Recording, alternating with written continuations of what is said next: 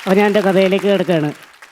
ഞാൻ എൻ്റെ ഈ കഥകൾക്ക് പേരിട്ടിരിക്കുന്നത് പെരുമ്പാവൂരാൻ കഥകളെന്നാണ്. കാരണം എൻ്റെ വീട് പെരുമ്പാവൂരാണ്. രമേശേട്ടനൊക്കെ ഒരുപാട് ഓർമ്മകളുള്ള സ്ഥലമാണ് പെരുമ്പാവൂർ. ഇപ്പോൾ പെരുമ്പാവൂർ എൻ്റെ വീട് കൂവപ്പടി എന്ന് പറഞ്ഞ സ്ഥലത്ത് എളമ്പകപ്പിള്ളി എന്ന് പറഞ്ഞൊരു ചെറിയ ഗ്രാമത്തിലാണ് വീട്. ഇവിടെ സാധാരണ കുറച്ച് ആൾക്കാർ, നിഷ്കളങ്കരായ കുറേ ആൾക്കാരുണ്ട്. അപ്പോൾ അവിടെ സംഭവിച്ച ചെറിയ കൊച്ചു കഥകളാണ്. കൊച്ചു കഥകളല്ല, അത്യാവശ്യം വലിപ്പമുള്ള കഥകൾ തന്നെയാണ്. അപ്പോൾ അവിടെ ഗോപി എന്ന് പറഞ്ഞൊരു ചേട്ടനുണ്ട്. പുള്ളി മേസൺ പണിക്കാരനാണ്. ഗോപിച്ചേട്ടന് 2 മക്കളാണ്. ഒന്ന് സബീഷ്, ഒന്ന് സനീഷ്.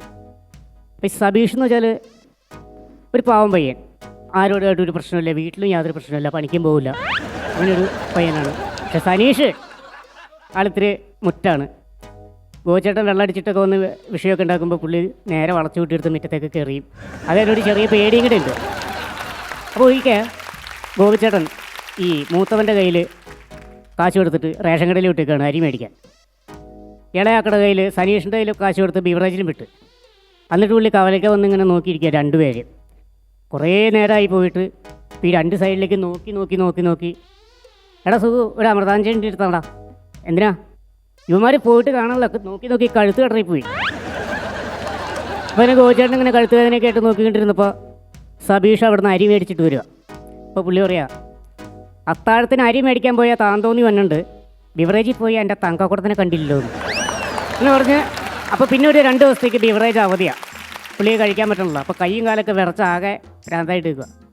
അപ്പോൾ 2 ദിവസം കഴിയുമ്പോൾ ബിവറേജ് തുറന്ന് രാവിലെ തന്നെ സബീഷോട് പറഞ്ഞു, സബീഷേ അച്ചായിക്ക് ചെറുത് കഴിക്കണം, ഒരു രക്ഷയില്ല, കൈയും കാലും വിറച്ചിട്ട് കൊള്ളാം. അച്ചായൊന്നും ഉണ്ടായിരുന്നു, തുറക്കട്ടെ ആദ്യം, അത് കുഴപ്പമില്ല, നീ വാ. നിങ്ങളുടെ ബൈക്കിൽ കയറ്റി ബിവറേജ് കൊണ്ടുപോയി സാധനം മേടിച്ചു. പുള്ളിക്ക് ആ സെക്കൻഡിൽ അടിക്കണം. ആ സബീഷ് പറഞ്ഞു, അച്ചായി വെറുതെ പ്രശ്നം കേട്ടോ, പോലീസുകാർ വന്നാൽ പിടിച്ചോണ്ട് കേട്ടോ, എനിക്കുമല്ല പിന്നെ അലക്കട നടക്കാൻ. ആ കുഴപ്പമില്ലെന്നേ, ആ പുള്ളി എൻ്റെ കൂട്ടുകാരനാണ്, ഞാൻ കുഴപ്പമില്ല മാനേജ് ചെയ്തോളാം. നേരെ താഴെ കടയിൽ പോയി ഗ്ലാസ് മേടിച്ചു, വെള്ളം മേടിച്ചു. കുപ്പി പൊട്ടിക്കാൻ തുടങ്ങുമ്പോഴത്തേക്കും പോലീസ് ജീപ്പ് ഏത് വണ്ടിയില്ലേ പിടിച്ചിട്ടു സ്റ്റേഷനിൽ കൊണ്ടുപോയി. സ്റ്റേഷനിൽ പുള്ളി ചെന്നപ്പോൾ ഒരു 3-4 പേരെ അവിടെ ഇങ്ങനെ പിടിച്ച് നിർത്തിയിട്ടുണ്ട്. അവരുടെ കയ്യിൽ നിന്നൊക്കെ മേടിച്ച് ചെയ്യണ 1/2 ലിറ്റർ, പൈൻറ്റ്, ക്വാർട്ടർ ഇതൊക്കെ നിരത്തി വച്ചേക്കുക.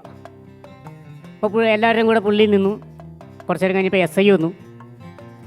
എസ് ഐ വന്ന് എല്ലാവരും നോക്കിയിട്ട് പറഞ്ഞു, മെഡിക്കൽ എടുക്കാൻ പോകുന്നവരൊക്കെ വണ്ടിയിലേക്ക് കയറി. അപ്പോൾ എല്ലാവരും കയറി, ഈ പുള്ളി മാത്രം ഇങ്ങനെ നിൽക്കുക. അതേ പോളേ, അല്ല സാറേ ഞാൻ കഴിച്ചല്ലേ ഇല്ല സാറേ, ഞാൻ കഴിച്ചില്ലായിരുന്നു, കഴിക്കാൻ വേണ്ടി വരുമായിരുന്നു. അപ്പോഴാണ് പോലീസുകാർ വന്ന് തന്നെ പിടിച്ചാർന്നേ. ഷൂ, ഇതെന്ത് കഷ്ടം, പുള്ളി കഴിച്ചാലുള്ളതെന്ന് പറഞ്ഞാൽ പിന്നെ കൊണ്ടുവരേണ്ട കാര്യമുണ്ടോ? ഒരു കോൺസ്റ്റബിളിനോട് ചോദിച്ചു, പേരെന്നാ പറഞ്ഞേ? ഗോപിന്നാ. ഗോപി കഴിച്ചാലുള്ള? ഇല്ല. കഴിക്കണ്ടോ ചെറുത്? വേണ്ട സാറേ. കഴിച്ചോ? ഞാനല്ലേ പറയണേ, ഞാൻ അവിടുത്തെ എസ് ഐ. ഞാൻ പിന്നെ പറഞ്ഞാൽ പിന്നെ അപ്പീലില്ല അവിടുന്ന്.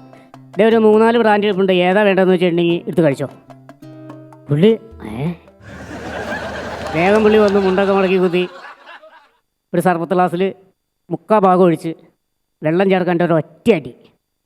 ഗ്ലാസ് താഴെ വെച്ചപ്പോഴത്തേക്കും പോലീസുകാർ വന്ന് എസ് ഐ വന്നൊരു ഒറ്റയടി, കള്ള ജോജി കേരള ഇനി മെഡിക്കൽ എടുക്കാൻ പോവാം പറഞ്ഞിട്ട് അങ്ങനെ കൊണ്ടുപോയി.